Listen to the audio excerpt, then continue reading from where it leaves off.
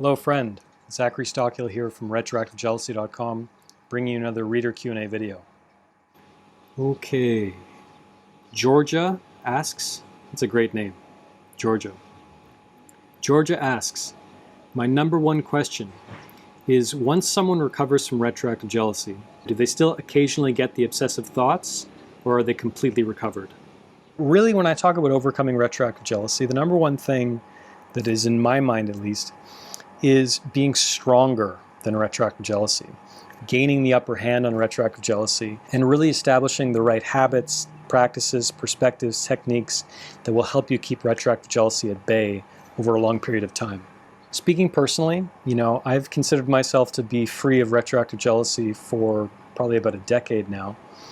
And in subsequent relationships, I've had the occasional, I call it like a jealous pang, like a moment when you're with your partner and you feel just a slight moment of tension or like a slight, curiosity or something like that. But it's important to emphasize that usually it's very slight. And so when I have those pangs, when I have those moments, I immediately know, like, okay, this is what this is. This isn't reality. This isn't something that's bigger than me. This isn't something that's stronger than me. This is this annoying little demon, retroactive jealousy, and I can kind of flick it away. And I've talked to other students in my online course, as well as one-on-one coaching clients who have successfully overcome retroactive jealousy, and they kind of describe it the same way. They might occasionally, very occasionally, get the odd jealous pang, but really that's all it is. It's just a brief moment. They have all the tools, they have all the practices, they have all the techniques, they have all the knowledge they need to be stronger and bigger than that pang, that odd jealous moment, and they can usually proceed on with their day pretty quickly.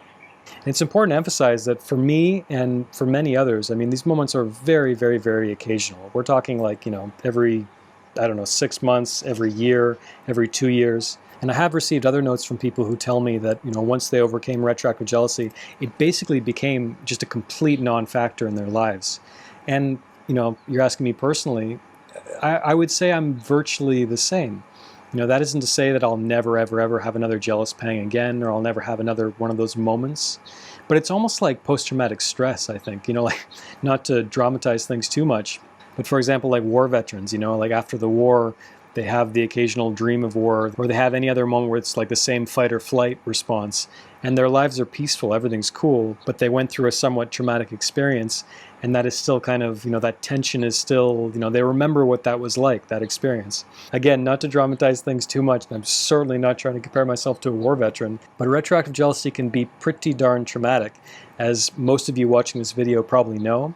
So it takes some time to kind of, get past that trauma and really adjust to a new life, beyond retroactive jealousy. The longer the period in which you've really overcome retroactive jealousy, you just start adjusting to this new reality more and more. And the worry or the anticipation of, oh my God, what if it comes back? Or what if I have more thoughts? That sort of fades away as well. Basically, as long as you keep up your personal development and you keep doing everything that works, if you keep doing that long after you've actually overcome it, more than likely you'll be fine. And the more time that passes, after you overcome retroactive jealousy, the more you adjust to this new way of life.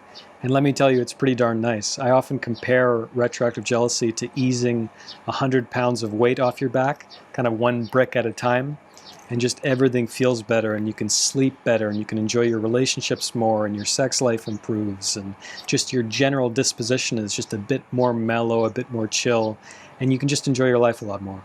So that's it. Thank you for watching. If you got any value from this video, be sure to click the like button below. Also, be sure you subscribe to my channel, and I'll talk to you again very soon.